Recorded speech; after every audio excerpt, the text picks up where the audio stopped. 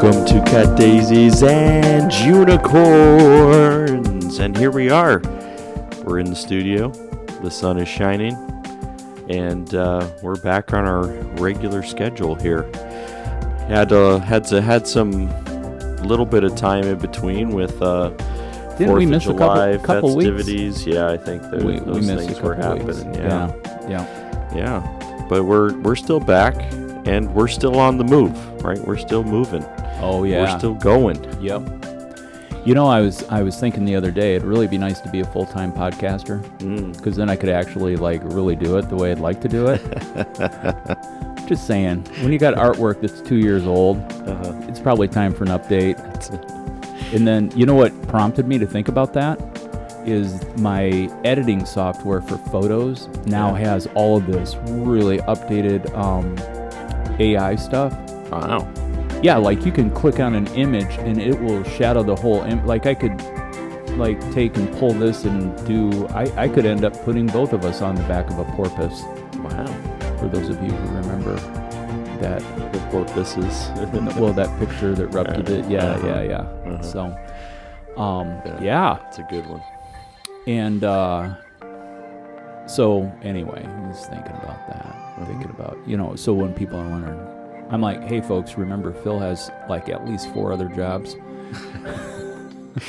Yeah, so right now I haven't had to travel for any of those. I've had phone calls with places that I'm consulting with, but I actually haven't had to travel recently. So that's nice. Yeah.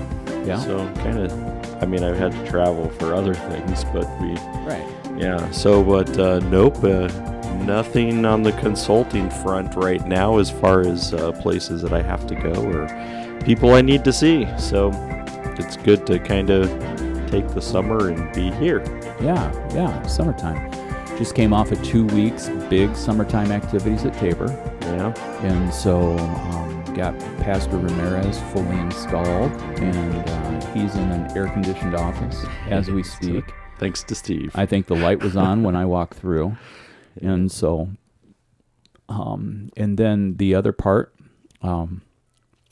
we did a worship space conversion. And so we went from upstairs in the bloody heat to the downstairs area. So for those who have seen us shoot at Tabor, for our live services, we're actually doing a worship service down there with 3-camera projection and right. 3-camera capture, technically, for the live stream. And so, and then that rolled into, Amy and I just got back from, I think, technically, 9 days of vacation. 4 days of travel. And by 4 days, I only mean half days. Sure. We're driving 5 hours at a time or whatever and stuff. Got to see baby Wesley. Shout out to Mike and Bree. Yeah. # great parents doing a great job. So how was Wesley? Oh man, he's getting so strong and big, and he's halfway through his 5th month. He'll be 5 months the 1st of August. Wow. And that's the thing when it's always good to have special dates be later in the month so you have the whole month to remember them. Yeah. Yeah, this kid, his birthday shows up, and it's boom. Hello. Pops up. Yeah. Surprise. Yeah, but, he, and apparently he's on the spectrum of, in his growth, that he is in the 99th percentile. Michael Googled that up based on the month and all this genetic stuff, and apparently he's going to be somewhere between 6'4" and 6'5". Ooh. You're going to be a big kid. Yeah. So I can already see Micah spinning some ideas about how to get this kid in training camp so he can be a basketball player. Be a basketball player. Yeah. So, but yeah, super good. This will catch you off guard. It'll make you laugh. I'm going to put the camera on you so you can see it. Everybody, you hear my voice in the podcast. You're hearing both of our voices. You don't get to see. But on July 4th, I drove a golf cart in a July 4th parade.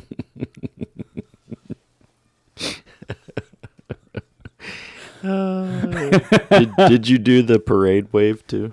I did. I taught all the kids how to wave, and then like we were like, so my in-laws own a campground, and with all these RV, and it's lovely. It's on the Nebraska side, and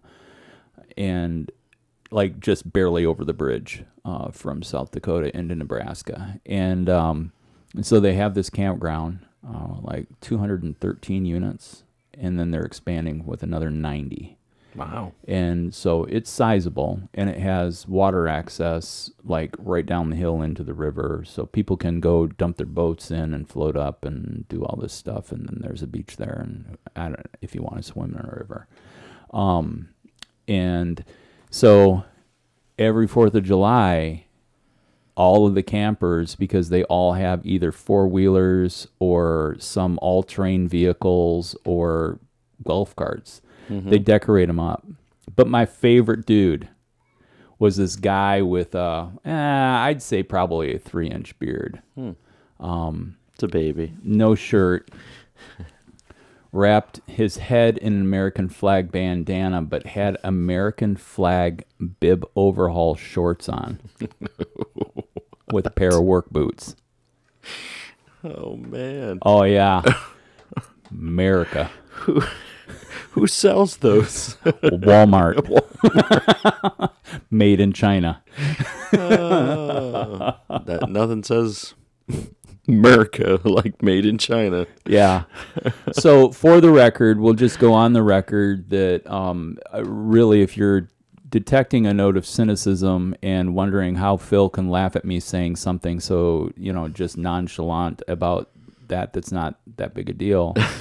And you're like, well, it's 4th of July. Of course there's people, and stuff like this. I think if you've listened to the podcast, you know where we stand on this. Phil and I, we're not anti the United States. No, not at all. And we're not anti the celebration of the United States. No. I actually have not figured out any other country I'd rather live in. I haven't either. And yet, what you get caught with, if you're going to have a voice to speak into a generation, is just because that's the case doesn't mean we're drinking the Kool-Aid. Right. Yeah. So you're like, well, what does that mean exactly? Well, we've already talked about what what that looks like in some instances of, white nationalism and like the America First kind of rhetoric. I mean, a lot of that is coming from sources where they used to. I mean, it would be Germany first. It would be. I mean, there's that rhetoric, has roots in things, and if you're unaware of the speech, then you're also going to be unaware of the history. You're going to be unaware of like where this could possibly take us. And so so being careful with that. Yeah. And that's all. Amy pointed out something to me, I don't know, maybe a month and a half ago that I never took stock in. And I'm a gatherer of information. Like I watch cycles, I profile people based on actions and, consistencies of repeatable patterns that I pick up. And I'm doing this all in like real time. Well, it's just going on. And this will lead to another point and topic of our podcast today. But, I'm watching and seeing, but I had never picked up this pattern. And there's probably listeners, maybe Aunt Linda herself would say, well, yeah, duh, Steve. But one of the things is, you got Memorial Day, then you have July 4th, and then you have Labor Day. And you wonder where summer goes and how summer goes by so fast. But let me remind you mathematically, since neither one of us are very good at math. Adam, you'll love this. But with those 3 divisions of what's going on, you have a bookend of the beginning and the end, and then you have the middle section, of July 4th. It's only 90 days 120 days. In theory, there's 3/4 of the year that's still left to be lived that's not summer. 3/4 is 25%. Like, summer is 25% of the year. Wait, isn't 3/4 75%? No, 3/4 of the year is not summer. Oh, it's not summer. Got yeah. Yeah, All right. yeah. You know, and if you break that down, you can take 3s, divide it into 12, you come up with 4. Right? Right. So 3 months equals a quarter. That's 25%. Got it. And so, yeah. And if you want to stretch it and you'd be like, well, yeah, but you get spring and you get fall. Okay. So do it by thirds. You know? Sure. Yeah. Sounds good. 33%. 33. Yeah. Sounds like thirsty.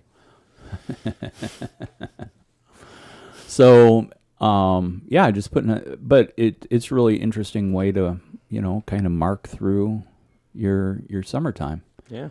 Yeah. So, but yeah, I got some really good rest. I was tired.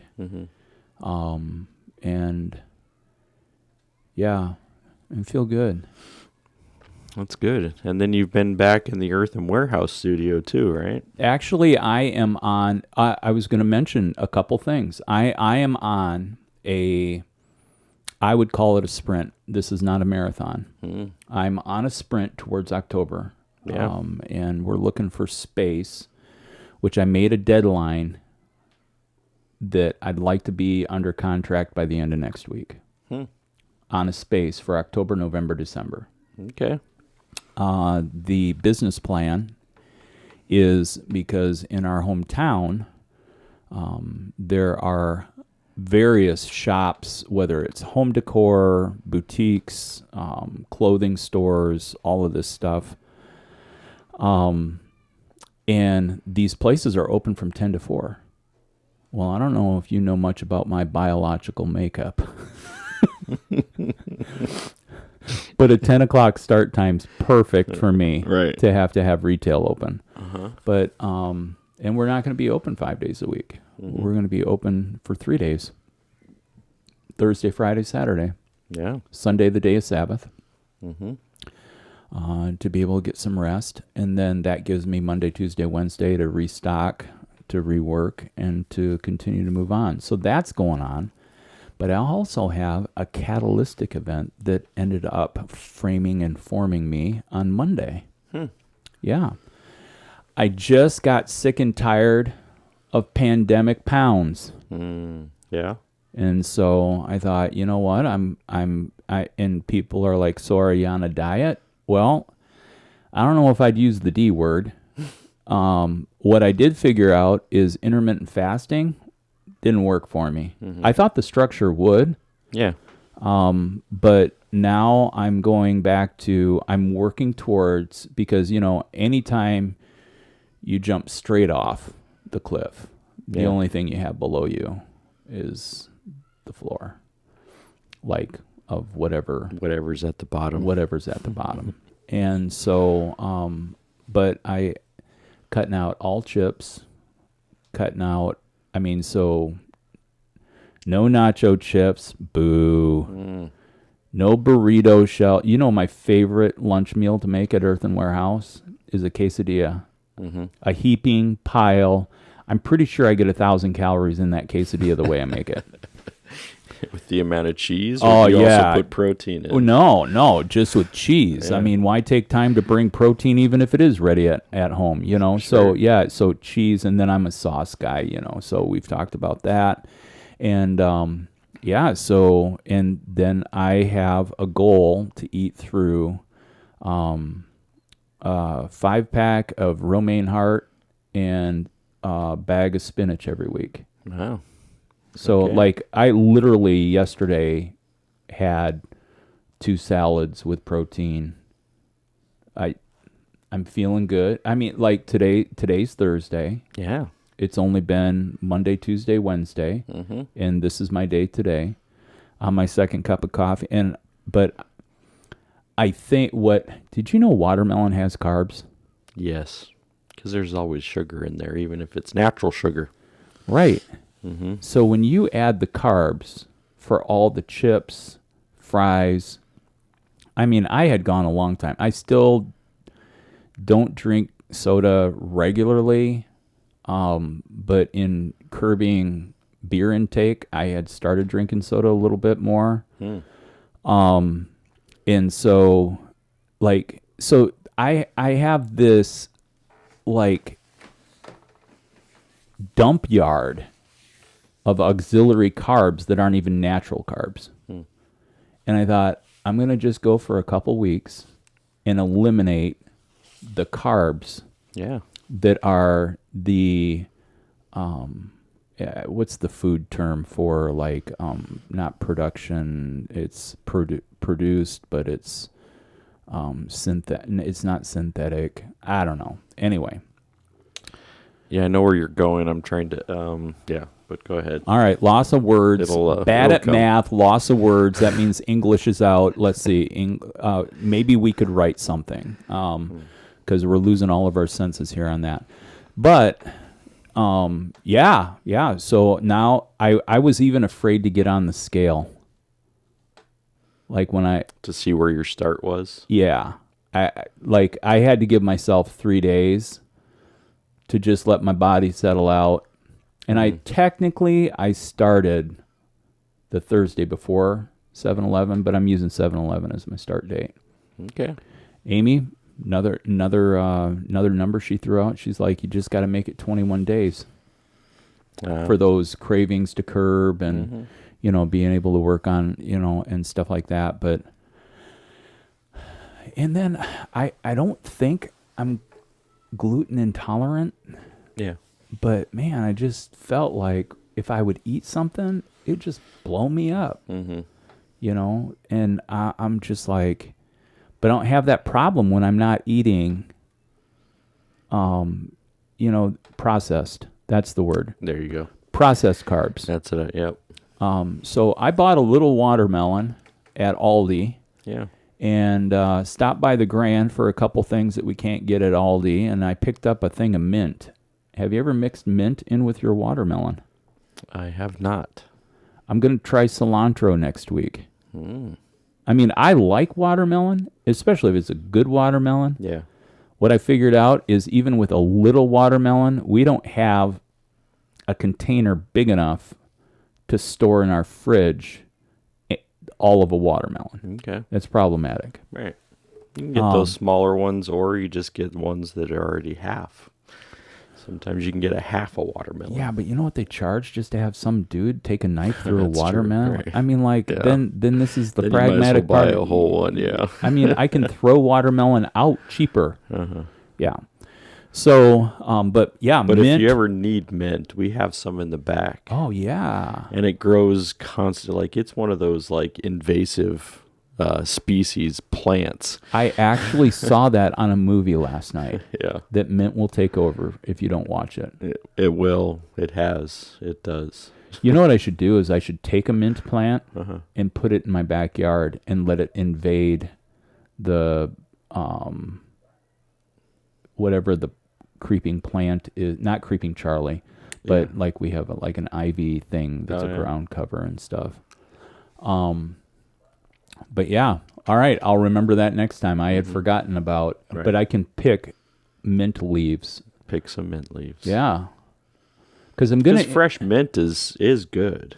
I mean, I still use it every once in a while out there, but I haven't figured out like there's those ones where you kind of find like, hey, I use these spices or these herbs or whatever on a constant. Yeah, I haven't found a regular basis for mint and how to be able to, try to incorporate that. But well, I think that there's two things that come to mind.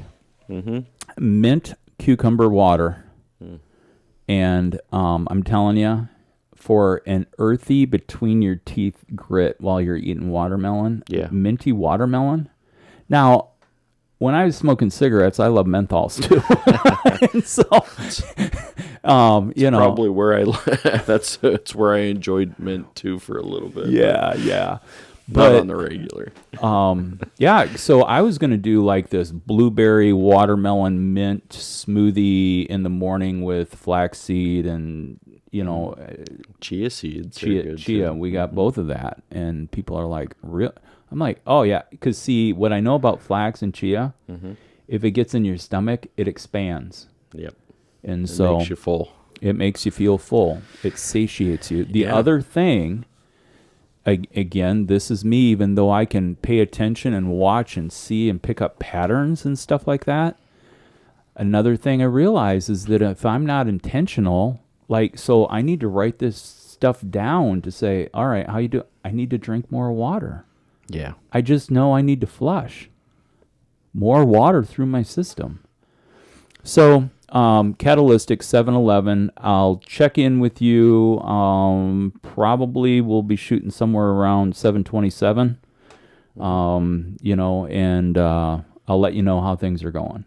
But I did, even though I had 2 salads yesterday with chicken and with some roughage. I am allowing now when people are like, I within balance, but I pick out 5 Triscuit crackers. You got to have fiber moving through you. You can't just.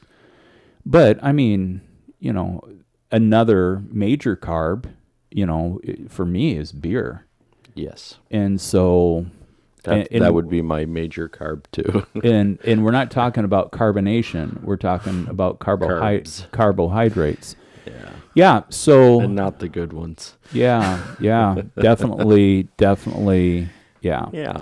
I mean, sugar makes, that's how you make alcohol, just so you know. Yeah, got to have the sweets. You got to have the sugar in order to be able to have the alcohol content, so you can drink a beverage that's wheat-based and not have it be alcohol unless you're adding the sugar yeast mixture. So I think that's a big part, and I should probably just join. I mean, you can always tell. I mean, my midsection is the place where fat is. I mean, and that's the reason why they call it a beer belly, is because a lot of the times the beer, because of the sugars, it sticks around your midsection, especially in men. Huh. So yeah. And so how do you get rid of that? Because I would say beer? Nothing else is... that's where most of my weight is carried. Yeah. I mean, my legs are pretty skinny. Yeah. My arms are not big, Yeah. It's right here. Yeah. Try to wrap a belt around that. Mm-hmm. Oh, yeah. Yeah. So, yeah, that's... And really... for the better part, again, it's not that I'm not going to have a beer, but I'm just not monitoring intake. Well, and a lot of that has to do with, I'm just going to be reading on the carbs and stuff like that, and I'm not going to move back to my beer of Gateway. I'm not going to drink Miller Lite. But having a beer. What about Michelob Ultra? Oh, man. That's it's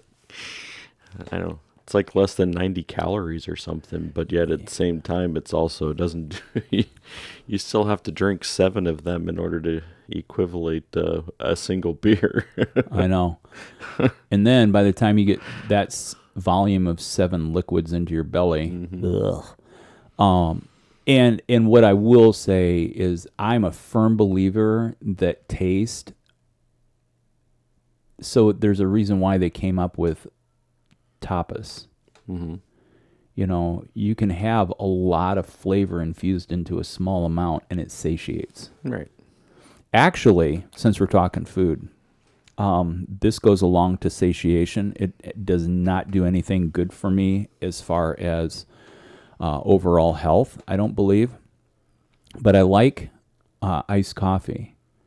So, I don't know, it was probably 11:30, 12 o'clock on Tuesday, Domestic Tuesday, going along. And I'm like, man, I should stop and eat, but I haven't had my second cup of coffee. So, I made an iced coffee, and then I took heavy whipping cream and put it on the top. Yeah. Hey, I still was under my calorie goal. I don't know how my fat content was for the day, but Right. man, that was yummy. I'm gonna save that one for the weekend. Holy cow! That's a weekend drink. And that's another thing is that even within this, I just recognize that after about a couple weeks, then I'll get like damn serious, get nitpicky about it all. But I got to taper off of I just don't want to be a crab going through sugar withdrawals. I mean, I've done that in the past, like back when Atkins was a really big fad. Yeah. Man, I went through sugar withdrawal starting Atkins for like 3 days, like headaches and the whole works and stuff like that. I don't have time to have headaches because I'm in the middle of a sprint. The goal is the pop-up store. So like it fired twice at the studio already this week. And still I've got probably 3 more firings that I can do. This week? Well, physically it's impossible. Yeah. But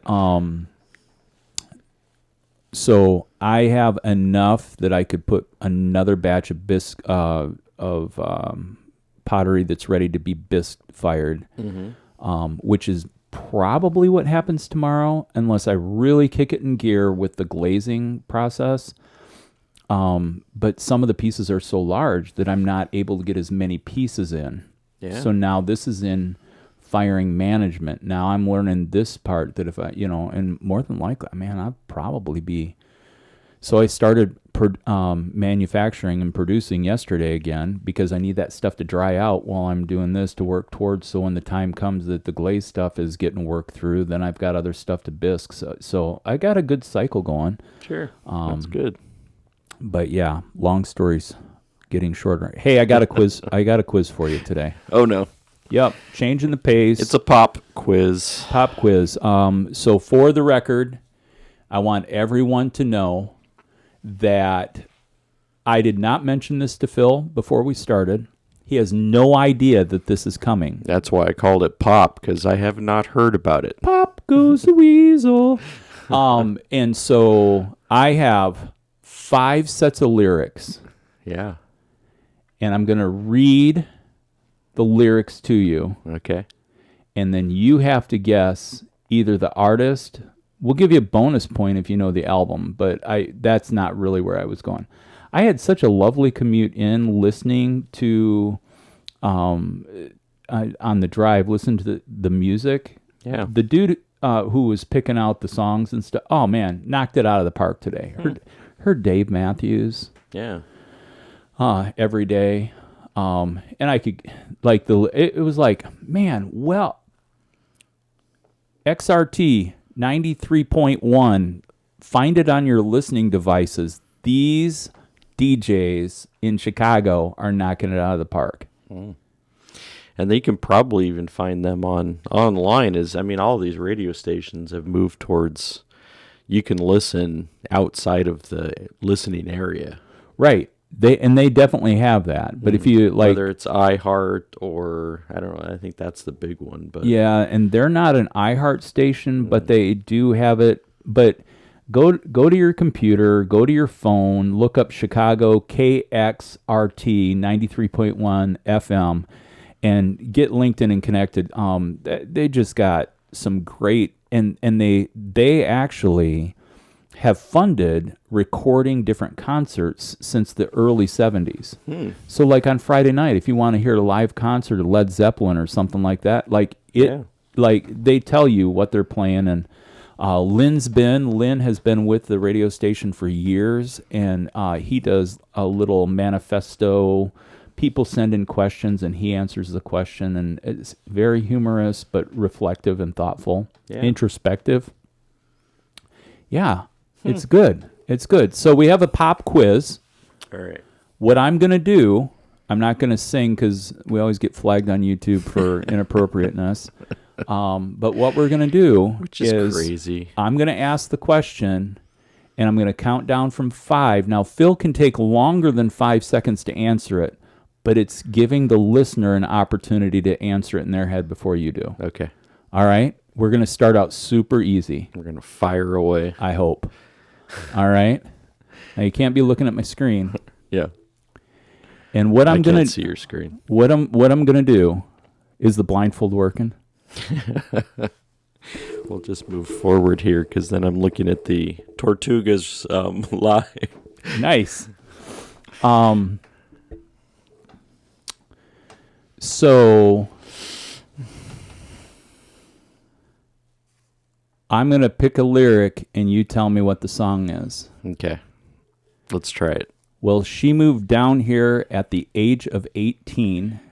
She blew the boys away. It was more that they'd seen.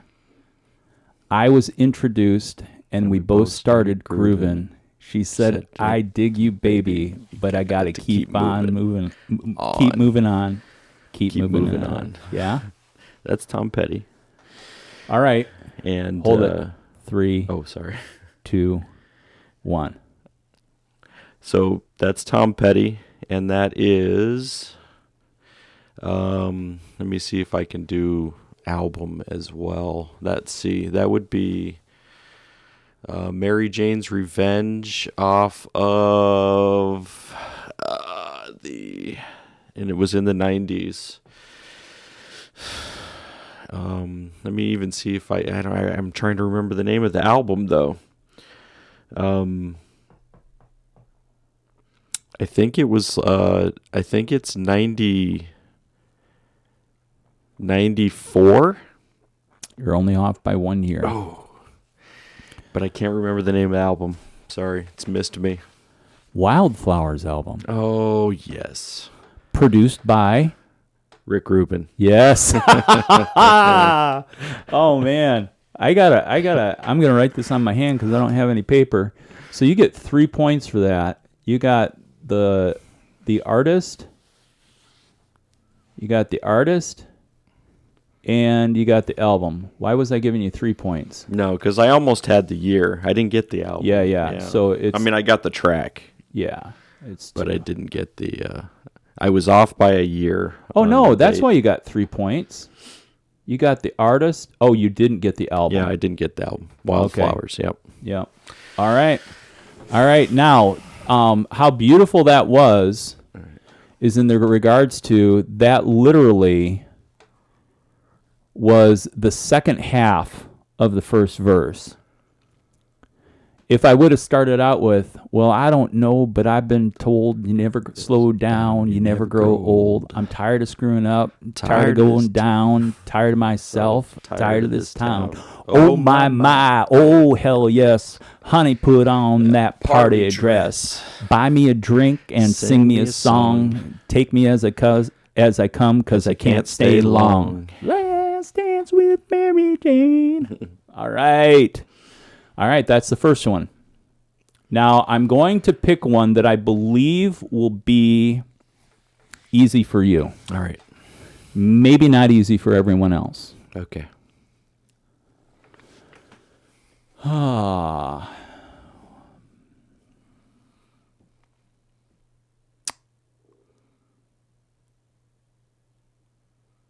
right, I got the lyric on this song. Too cold to start a fire. I'm burning diesel, burning dinosaur bones. I'll take the river down to still waters and ride a pack of dogs.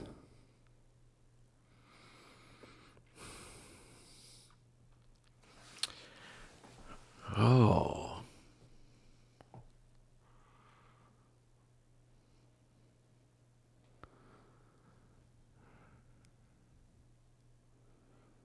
I'm not catching the melody. All right, let me give you, because that's verse 2. Yeah. So now we're learning about this pop quiz. Uh-huh. If you can get it on the first one, we should give you 2 points. Oh, yeah. So then then the second would be down to 1. All right. You wired me awake and hit me with a hand of broken nails. You tied my lead and pulled my chain to watch my blood begin to boil. You're going to kick yourself. I am. I'm just... Oh, wow. famous remake. Uh-huh. Was it a Cash remake? Yes. That's what I was thinking.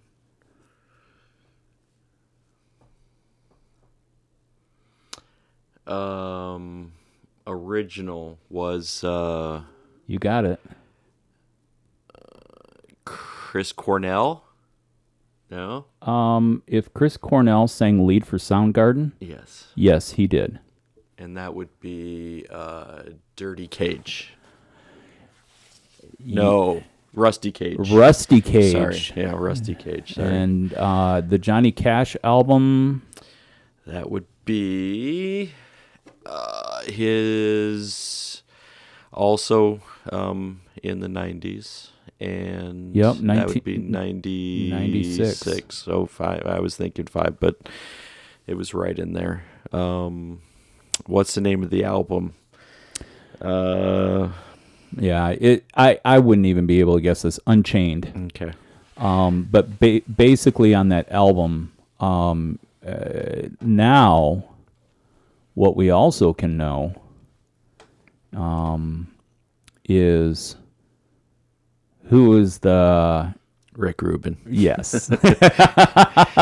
Yeah, he that whole album, it took some cajoling, from Rick Rubin and to Johnny Cash to be able to even make it. He's like, yeah, people need to Yep. See a different aspect of you. Yep. And there became Johnny Cash's third act, I would say, in his career, was fostered by Rick Rubin, who saw the beauty in aging wisdom and brought a voice back that people needed to hear. And a lot of that whole project with Rick Rubin was Johnny Cash singing covers. Yeah. And I believe in an interview, maybe you're the person who told me this, but actually Chris Cornell says that Johnny Cash's version of this song is just the bomb. He's like, I'm glad that, he sang my song, but yeah. Yeah. Yeah, because that was the same one that he did Hurt by. Yes. And that one, Trent Reznor was like, it feels like somebody was sleeping with my wife or my girlfriend, because it was like, of course, like if Johnny Cash asked to do a song, like, I'm going to be like, yeah, you're going to do my song. And then it was like when I heard it out of his mouth, and he was like, oh, that hurts. But yeah, so it is an interesting, when you hear that. I mean, so Chris Cornell, I think he said he wrote that song when they were doing a Europe tour. And they were in one of those, like, small vans. Yeah. And everyone was kind of jammed into the van, and that was the Rusty Cage that he was talking about. Like, you're all stuffed in this cage, this van, going around the whole, Europe tour. Yeah. So, yeah. Yeah. Interesting. The chorus on that song, but I'm going to break. Mm-hmm. I'm gonna break my rusty cage and run. So the cool thing is, if you do go down a YouTube tunnel and into the world, the YouTube universe of music, if you pull up Johnny Cash singing this song, really, he makes difficult things seem so easy. I've tried to learn this song. Rusty Cage. Oh yeah, I think it's incredible. Mm-hmm. And just all the syncopations and the timing, which, quite frankly, would make sense that Chris Cornell wrote the song. Yeah. Because Soundgarden just explores lots of different time signatures, and I haven't even broken it down to be able to do that. Mm-hmm. And some of my musical friends are like, "You're an idiot," and I'm like, "Absolutely, absolutely, I am an idiot." Never denied this. No. Actually, one of my superpowers is playing stupid, and so just roll with me here. Now, rolling. Another interesting thing. I did not plan this, but a little factoid. Guess who the backing band for Johnny Cash on this album was? This was Tom Petty. And the Heartbreakers. Tom Petty plays bass on this. That's right. Yeah. He was just outside the door. He was working on another project. Yeah. And I don't know if it was the Traveling Wilburys or like in context, I'm not sure. But Ruben steps out and he's like, "Hey, you want to play with Johnny Cash?" And in Tom Petty's backing band biography, he's like, "Well, hell yeah, I do." Now, speaking of that, because you brought up traveling through Europe in a squished up van, guess, and this does lead, oh man, there's so many lead-ins. Folks, this is podcast brilliance that wasn't planned. But guess who was invited to play drums for Tom Petty? Dave Grohl? Yes. Right after Cobain's death, he was in flux. Grohl was in flux, trying to decide what to do. Had gone back through all of his old cassette tapes of songs that he had written. Yeah. Even though Grohl's an incredible drummer, what a lot of people may not know is that his first instrument was guitar. Yeah. And writing songs. And so, anyway, long story short, the van life in Europe is treated extensively in his biography called Storyteller. Got to read that over vacation. Yeah. And, man, I haven't read it yet, but I've been... Do you have it? No. Don't pick it up. I got it. No. You can borrow it. We'll share. Yeah. I mean, I make fun of Walmart, but I got to pick it up for $6, and it was a week of entertainment in my head. Again, Brandy Carlisle's biography is, moving. All right, Agreed. so I am going to move into another song. Third song.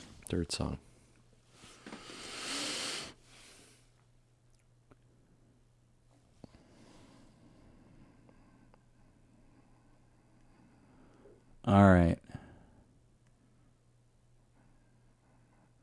How's that brick laying coming? How's your engine running? Is that bridge getting built? Are your hands getting filled? Won't you tell me, my brother? 'Cause there are stars up above, and we can start moving forward. Now, folks, I am definitely changing the syncopation of how the lyrics are sung to confuse Phil. Right, to being delivered. Like, to me, it sounds more in the, like, Avett Brothers. Well, you're close. Ooh. But it's not the Avett Brothers. Crap. But it's in that realm of, like, more storytelling, which I'm not saying that they weren't telling a story in the others either. So Tom Petty and Chris Cornell are both good lyricists. Politically correct musical podcast at this point. It's like, hey, I'm not discounting. I mean, like, we are talking Johnny Cash, Tom Petty, and Chris Cornell. Right. I mean, like, monsters. Monsters. Right.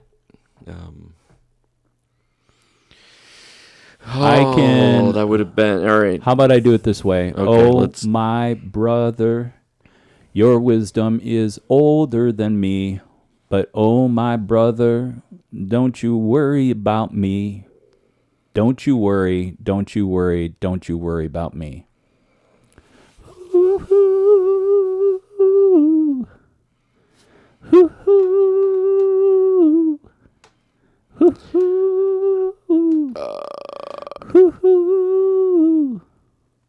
I can't sing you the chorus because it has the title.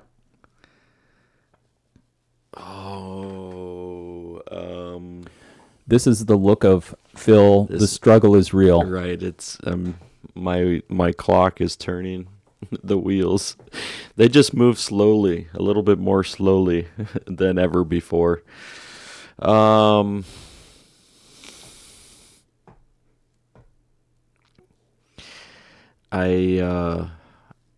seeing pictures in my head right now.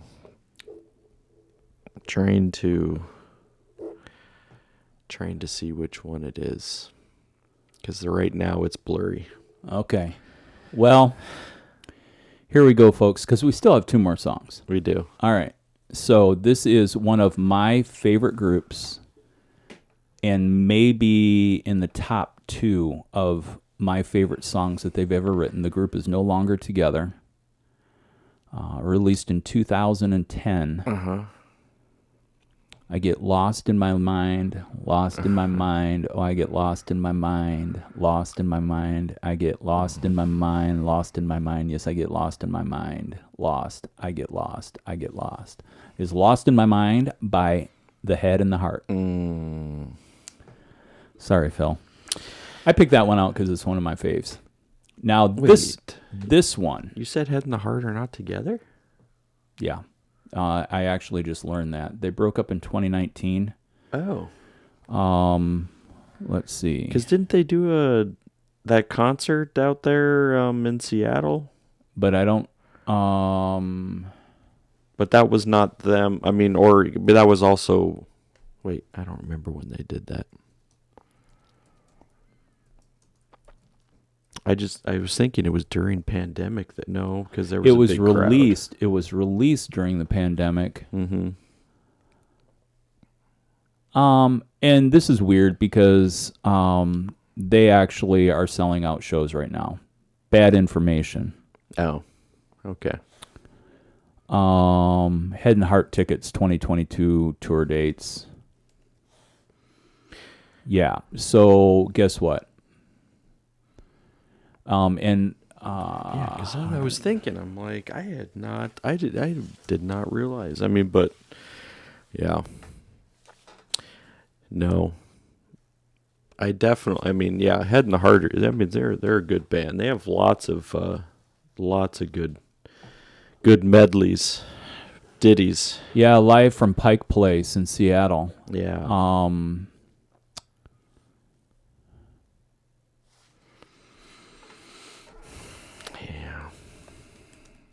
Amazon Prime. Yeah, it looks like that whole thing was released in 2021. So if you want to see The Head and the Heart live, go to Amazon Prime, and you can relive their epic concert atop Pike Place. And it's cool having been there, seen that whole thing. Yeah. So yeah, Head and the Heart. All right, this one I'm going to do a flashback to bring you back, bud. Yeah. All right.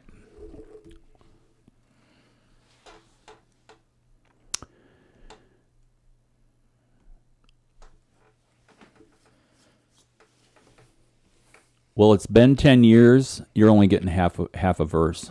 It's been 10 years and 1,000 tears, and look at the mess I'm in. A broken nose and a broken heart, an empty bottle of gin.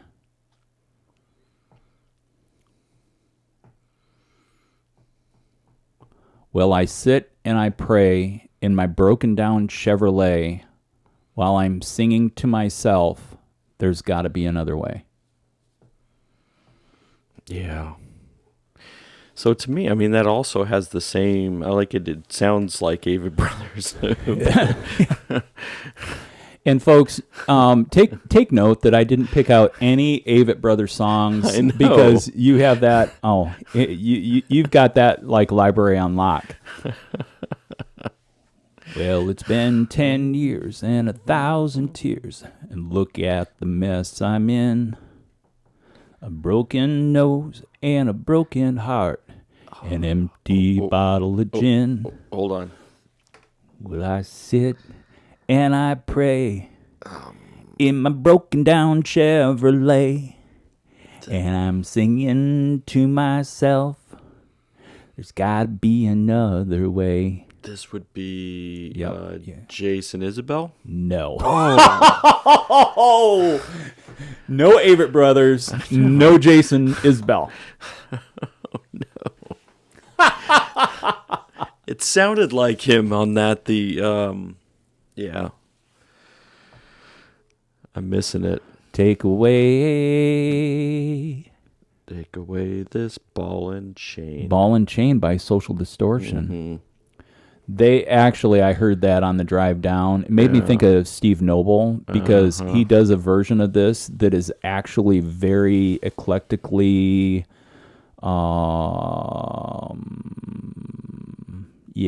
like Avett Brothers-esque or Head in the Heart. So folk. more toward, yeah. Yeah, I mean, because they have Social Distortion has more of punk. right. Yeah, they're punk rockers and stuff. So they also do a version to tie this back into Johnny and Cash of Ring and Fire. Oh. That is really, really good. Right. I mean, I really enjoy them doing. Right. And I mean, Ring of Fire. I like Johnny doing Ring of Fire.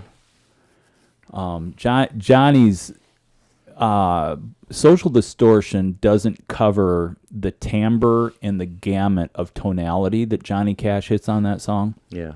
But their take on it is kind of punky. And yeah, Gibson SGs blaring through big old amps and making lots of distortion socially.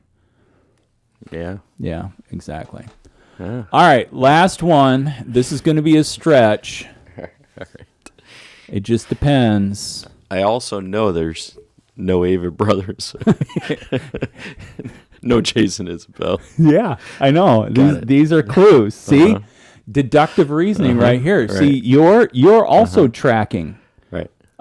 things. But this is a song released in 2021. Okay. So not too old. It's not a classic yet. Uh-huh.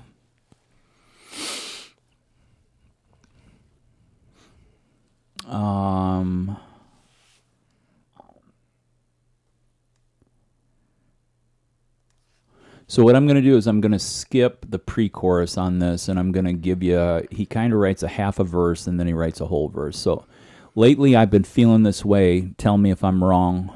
Only thing I felt in weeks is what I leaned in to know. Hey, mama, can't stand around and sing. Hey, baby, where we going to be?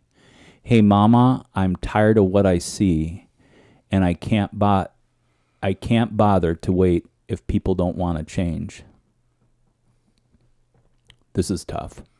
This is tough. All right, say it again. All right. Do you have Siri? No, no, this was like a news story that came. Like, all these news stories are hitting right now. I'm like, why is it right now that news stories keep hitting on my watch? Yeah. So lately I've been feeling this way. Tell me if I'm wrong. Only thing I felt in weeks is when I leaned in to know, singing love. Oh.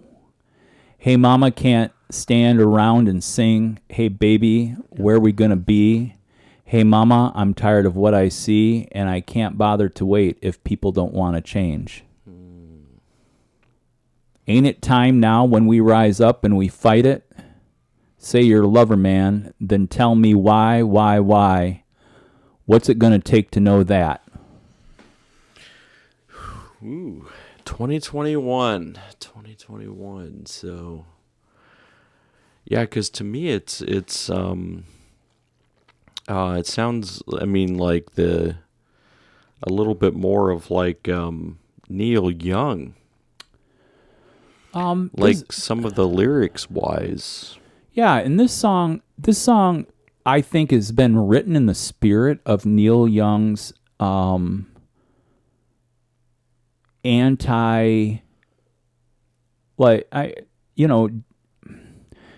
Young wrote for loving others. Yeah. In a way that Bob Dylan iconically voiced for, and Bob Dylan, I would like to turn the table to say, even though he's like the grandfather or great-grandfather in protest songs and like being against. But I think when songs are written like that, there's another way to write in what you're being for. Yeah. All right. And so it just depends on, and actually, here's another, just to read the lyrics. It's a time we find a new way, even if they come from all sides. They trying to turn us into criminals will come anyway. And if you wondered how, take me, I won't hesitate to tell them.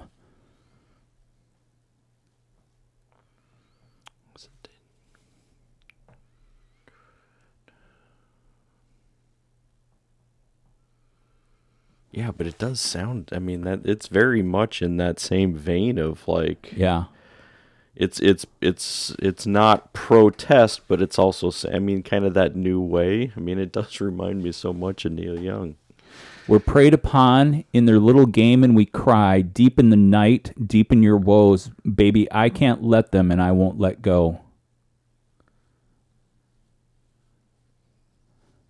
And then the last chorus line in here. There's a line in the sand, I think we'll have to cross it, man.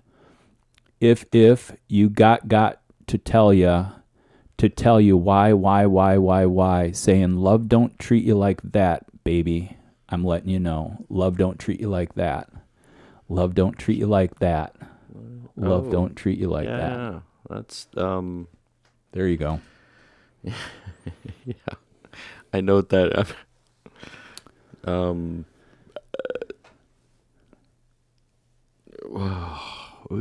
is it though? Like I hear, like I know what the song is now. Think about the horns. All right. Love don't treat you like that.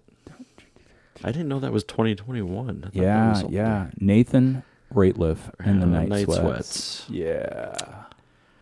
Yes. All right, that's pop-up quiz on the podcast. Yeah, and I think actually, yeah, Love Nathaniel don't treat you Rateliff. I like mean that SOB. Yeah. Like, oh yeah. Like his first original stuff, I mean, was huge. A lot of like, I could get corrected. Motown horns section, just really jabby, and I'm using terms that make sense to me. Sure.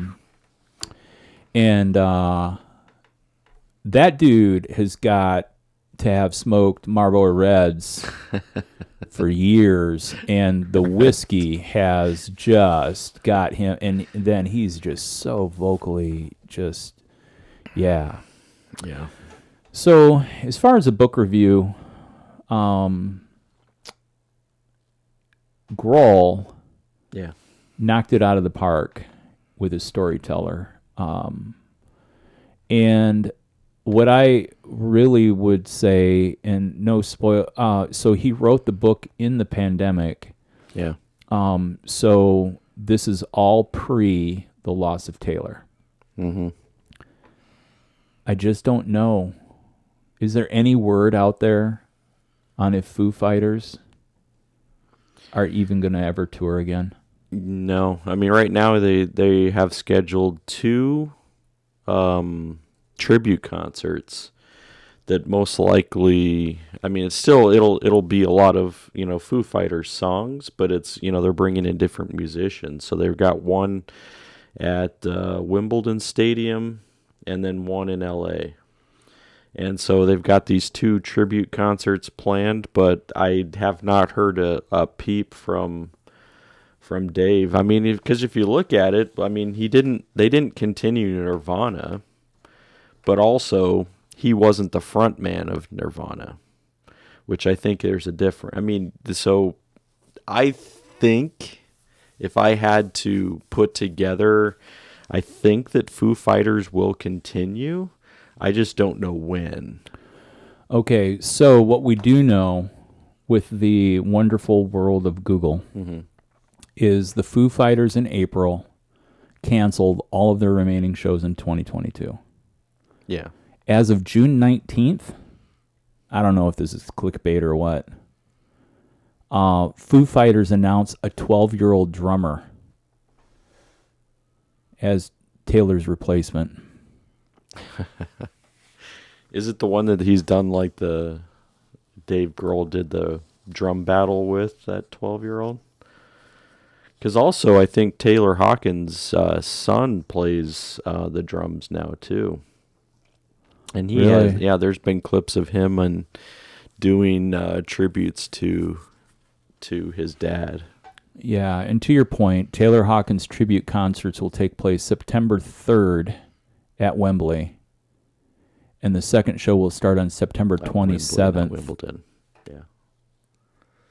Yep. At the Kia Forum in Los Angeles. Yeah. So I'm sure that those will be incredible shows. I wonder if they're going to, in some way, live stream either one of them. But, yeah.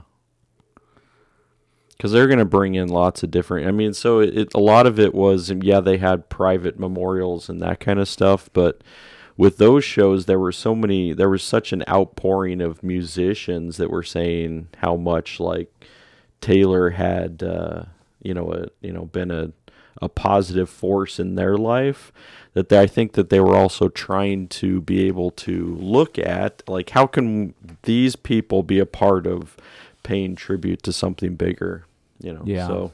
So those are, I think, the reason for those two shows. I assume that there will be some kind of something from Dave either at those concerts or something to follow shortly after that if we're going to see Foo Fighters again. So Nandy Bushell is the 12-year-old. Oh. And she's and so she's got a YouTube channel and Instagram. And in her Instagram post, Bushell wrote, "It'll be the greatest privilege of my life to join Mr. Grohl on stage with Pat, Chris, Nate, and Rami at Wembley Stadium in tribute to my hero and friend, the legendary Taylor Hawkins. We're going to make this show the greatest night in rock history. In your honor, Mr. Hawkins. Thank you, Foo Fighters and Dave Grohl, for inviting me." So they say that she's drumming for that. I don't see an official press release. Yeah. Yeah.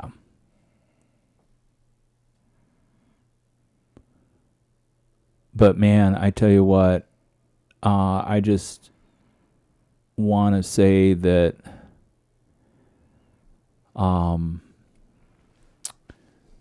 in the book, Taylor and Dave and their connection is just really cool. Yeah, because there are so many things, I mean, that even after, I mean, you saw it before if you were a fan of Foo Fighters. You saw their connection early on. But there were so many things that even came out, like pictures of them, and, that, like, they were, like when they would be playing a show, they would also go in, I mean, they would sit through some of the early acts and the openers as well to be able to listen and hear the artistry that comes from them.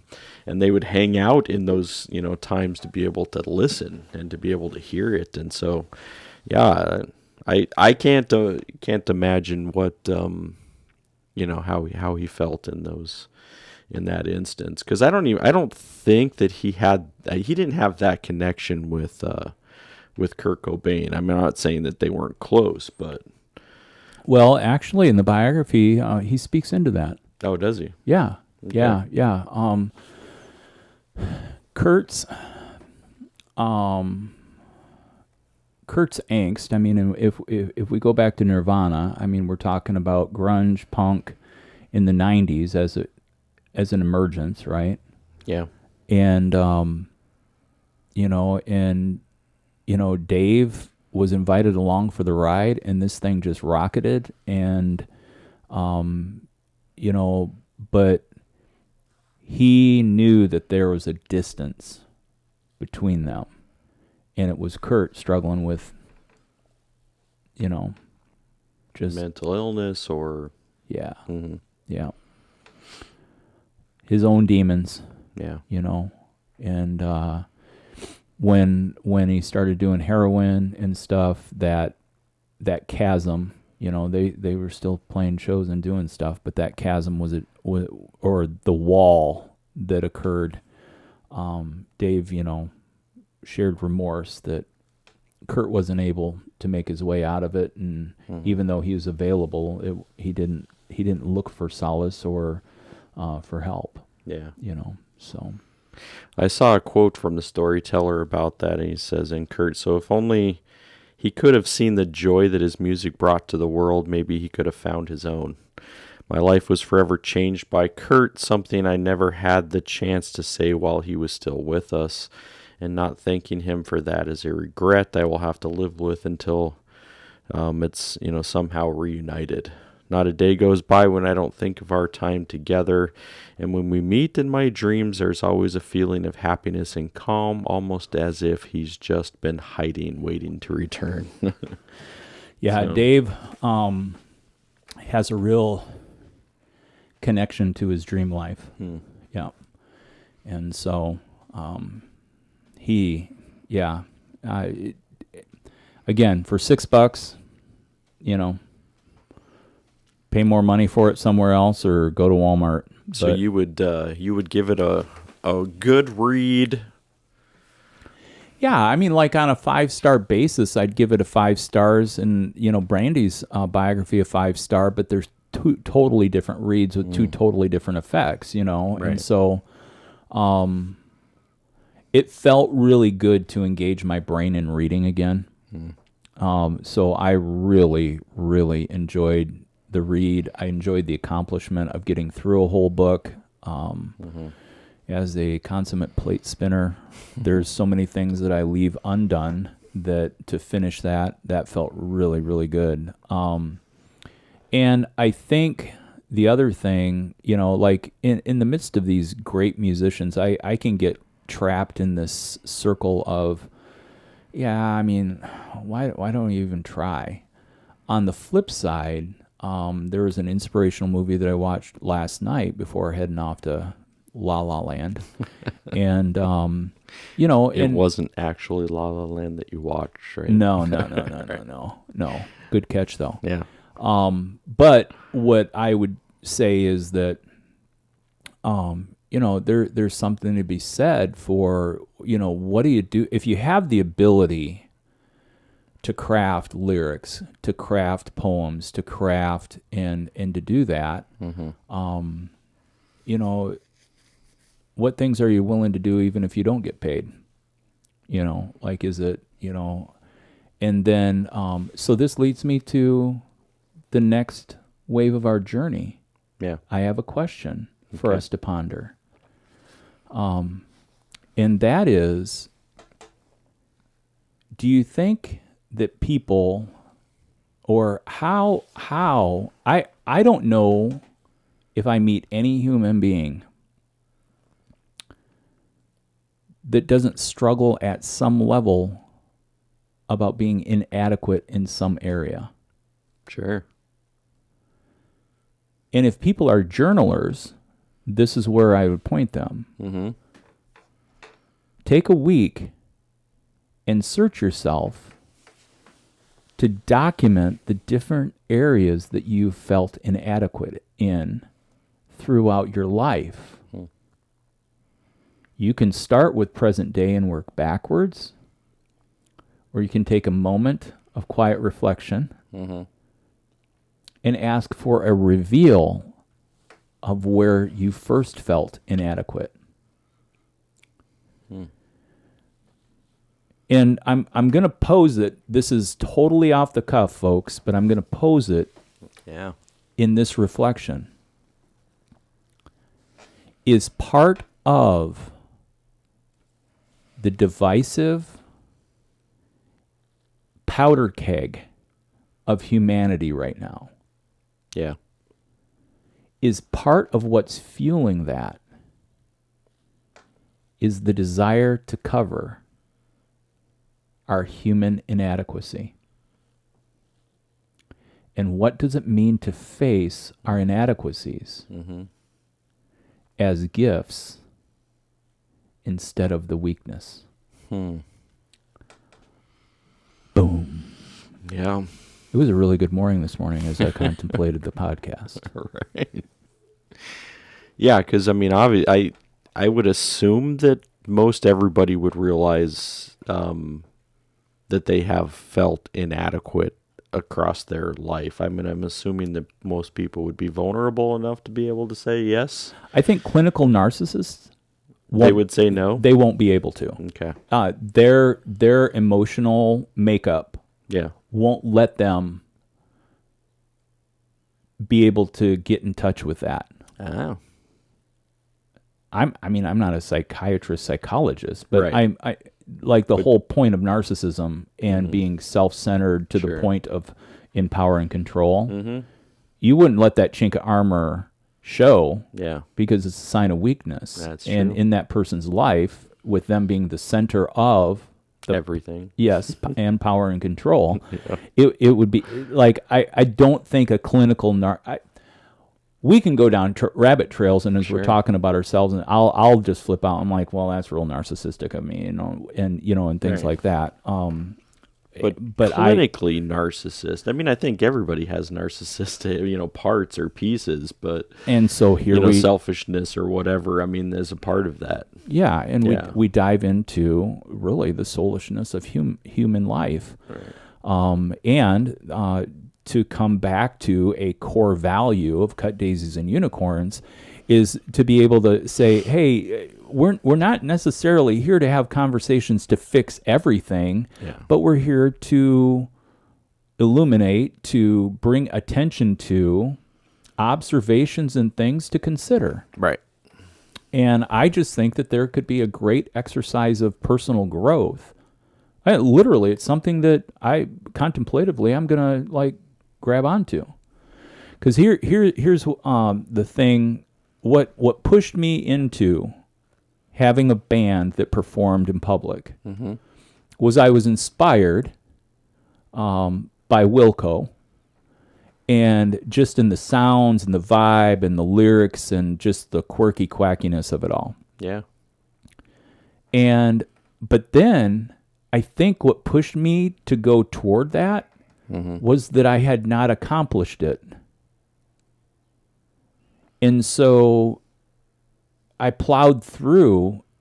And again, if you talk to me about my own musicianship, my own musicality, my own instrumentalism, my own, people will come up to me and say, oh man, I really enjoy it. And me, I just don't get it. But in that blindness, but it was being inadequate as a guitar player, being inadequate as a performer, and and that just pushed. And was it a push for validation of, oh, I can do this, oh, he's good at this, oh, and so that I point to that, but I don't think about my inadequacies as a musician. That doesn't it's not heaped on me, but I see other people pursuing, and I wonder if it's out of that point of inadequacy of whether it's non-approval, seeking approval, accomplishing the goal or the task at hand. Maybe it brings joy. I mean, I love to make music with other musicians. I love to sing. But I have enough defect. I can't memorize music, or I haven't memorized music. I haven't memorized lyrics. I could play this pop-up quiz with you because you remember shit like that. If you came to me and said, okay, Steve, we're going to do the lyrics, I'm like, you can try.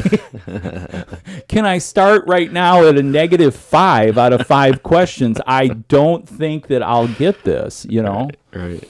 And so, but okay, so if we move in the opposite direction, if people are wondering, what in the hell am I talking about, or what am I doing? Move in the opposite direction of what this cultural system has pushed you into. And that when we're reflecting and we're feeling inadequate, what does that do? It can send us into a spiral. It can send us within our heads or in ourselves. Which disconnects us that if we're feeling inadequate relationally, Yeah. it sends us into a greater spiral of continuing the pattern of not being connected. Right. Kurt Cobain. Right. That in trying to work through that pain, or per Grohl's words, lack of joy, what were the drugs there for? To numb out this pain that was internal, but in a spiral of continued loneliness and being misunderstood or not understood, not necessarily misunderstood. Right. And so how does getting caught up in our own inadequacies, or can we move into the place of that if the inadequacy is a gift, what does it give? If we have the ability to be aware of how, and I really think that moves into, wow, what a great partner question. To be able to talk to your partner about, hey, where do you feel inadequate? I mean, I see in your actions or your words the verbalizations of, but that's true. That is a good question. That's a different conversation when you come to the table and be like, and if your partner looks at you and says, "Gosh, where is this coming from?" Yeah. Do you think I need to go cut daisies and unicorns? Yeah, exactly. Do you think I need to go to a counselor, or am I psycho, or No. It's not about psycho. It's fuel. It's a question that fuels a conversation that lets you go deeper, and it's even in those moments of the community of a deep conversation that when you come out of it, you're like, oh, you know what? That was good, because it's relationship. Yeah, because I think that you were talking about what does it lead people to, and I think that there is what we would call, like in nature, in animals, is the fight or flight response, and I think that it causes that. So if you're feeling inadequate in a particular area, you could fight. You could just say, you know what, like, I'm going to fight you because, you're trying to be able to show everybody, even if you're feeling inadequate, I'm going to fight to be able to show you that I'm not inadequate, even if you're feeling it or knowing it, right? Or you could just say, I need to run. Right. Like, I shouldn't be here for this conversation. I need to go. And which are both actions doing? They're creating distance. Yeah. In relationship. Yeah. Doom, doom, doom, doom, doom, doom. Come together right now over me. Beatles tune, by the way. I love those lyrics. They're so whack, just off. I mean, weird. Thank you for the opium that you did that day, boys. But so I think that's where and you mentioned a good question, in partnership, right? But it's always, it's good to be able to talk about it in that way, because I think sometimes what partnership or marriage or whatever is, somebody else is saying, I'm bringing to you your inadequacy, and then that's when it's like almost like automatic, like, I need to defend. I need to protect. Absolutely. So asking the question, and isn't trying to be able to say, let me point out all of your inadequacies. Right. No, because there's personal perception. And if you want to talk about a multiverse, then you can go into the whole part that how you perceive something and how your partner perceives something, even if you're both in the same room at the same time about the something, it's two totally different views, points of view and perception of view. So how many universes are being lived out? You have your own world in your head and how you think things are coming across, right? Versus, I mean, like, I can answer, I don't know, there was a conversation after work probably 3 weeks ago, and I just was answering yes or no. He's like, are you irritated with me? And I'm like, no, I don't feel irritated at you, with you, or whatever. I'm like, she's like, I'm just wondering what's going on because you're very short. And maybe she's just used to my dialogue or commentary within an answer. And I'm like, yep. nope, okay, yep, all right, got it. Yeah. But I mean, and so like at that point, she just had to take my word for it and realize that I wasn't irritated at Right. her or with her, and stuff. But it's different when, hey, do I have the strength to approach my partner and say, listen, your inadequacies are getting in your way. Yeah. All right. Well, what are those inadequacies? I threw my voice, so it's a different person. Well, this, and this. And so now you've got the laundry list, right? Yeah. But that's dangerous right there. Well, but then by asking the question, and this is the skill set, folks, this is a continuation of the skill set that if you could put a big star next to a skill set, learning the right question to ask, and even if you don't know what the answers are, it will lead you down a path of partnership that will be richer and deeper. That's my personal opinion. Yeah. And that's why I would still say, I mean, and the art of it is where we want to get to. Because if we never want to be able to put somebody on the defensive before we're even into a conversation about, something that can be personal. Right? So if you're starting off by putting somebody on the defense, like, what do you think your inadequacies are? Like, that's a question, right? But if even the way that you phrase it, like I know all your inadequacies, I just want you to say, I want you to say them out loud. So then if your motive is that, right, and then what you're looking is for validation so that your partner knows all their weaknesses, that's not the goal. right. And that's where the framework of, hey, you know what?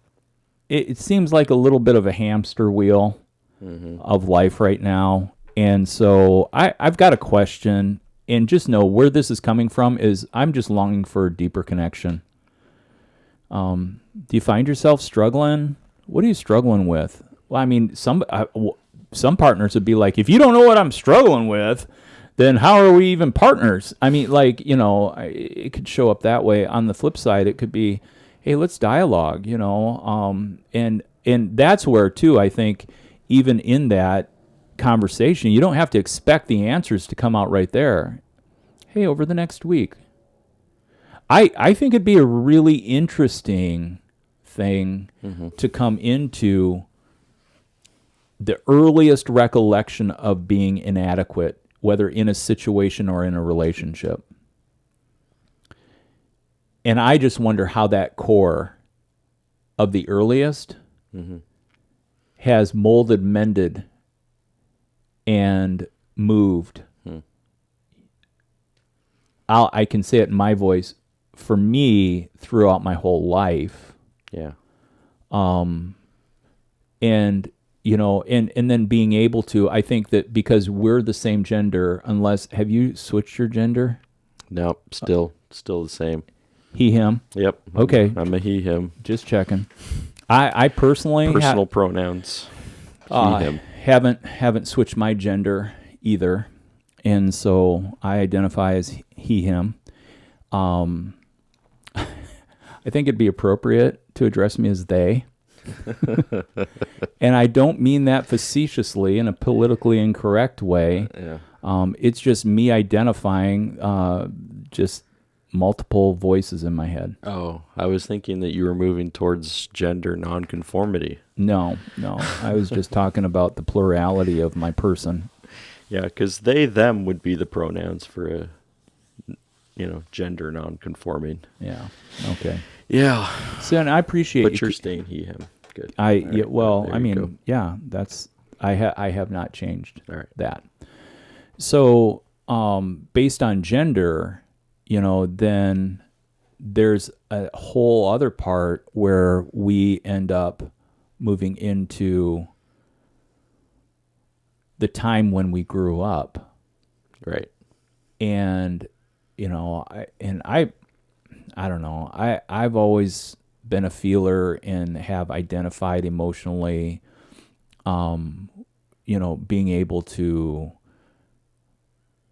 work through, talk about, not being afraid of, carrying my emotions on my sleeve, and have cried publicly on stages multiple times, and just understood that I had to trust that transparency and intimacy shared would be used for a greater good that was beyond me. Mm-hmm.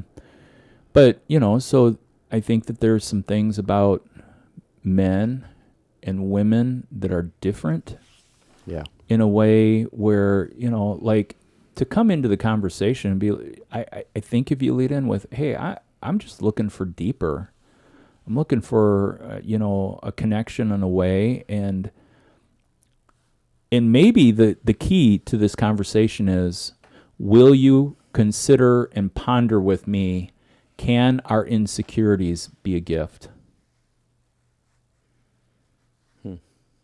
And I think all of a sudden, having to face the very things that we're lacking ends up moving from what am I not, or how have I failed by not being able to come to the table with, but then a contemplation of how in this weakness have I been given a gift. And I don't have the end result to this conversation today. Yeah. But I think that's what we often do towards, the end. We're challenging people to be able to do something with it. Yeah. And I think it's a great question to be able to ask and to consider and ponder and figure out what that means. Yeah. Yeah. Yeah, because, I can go over, inadequacies, but going back again, I'm trying to even remember the first time. That's where I'm going to have to go. It's going to take some work. Because it shapes you. Right. Because that's the reason why you are who you are. There's part of that. If you've blocked it out or put it in a file drawer, if the reality is it's there. Yeah, for sure. And it's influencing the formation of how you think through your current present. Mm-hmm. Yeah. Yeah. So Steve leaves us with some things to do, right? So some things to do for you, listener, and for me, for us. We've got, that's some stuff to be able to dig into. And to do the work is always good. So it's time to do your homework. It didn't cost you anything either. It didn't. But hey, if you find this beneficial and you want to send us money over PayPal, Cash App, and or Venmo, we can charge you for the hour. There you go. But it wouldn't be fair to charge you for the pop-up quiz. So based on, we'll only charge half-hour scale, sliding. There you go. See, Steve's generous. Look at that. People are like, what's a sliding scale? Generosity. Well, I'd start at $25, and then I'd move up to $300. There you go. Just whatever you can afford. That's the scale right there. 25, 300. And it's not where your value is placed. Yeah. We were talking, we started it out saying if I could do this full time. Well, there you go. There it is. Open up a gateway, the avenue towards, no. Really, folks. Yeah. Earth and warehouse counseling. Oh, my gosh. It's possible. It's possible. Anything is possible. All things are possible. Well, I'm putting it out there into the universe. We'll have new updates and things galore next week. I don't think anything's going to get in the way. No. I think we're on schedule to be back in the studio next week as well. Yeah. So, hey, have a great Sunday. Yeah. Have a great Sunday and consider the things that we have talked about. What's your favorite song lyric? Yeah, put it in the comments and then let's see. Then we'd have to have a vow we're not going to copy and paste and put it in Google. That's funny. Where's that from? I'm not making that vow. I know. All right. Peace, everybody. See you later.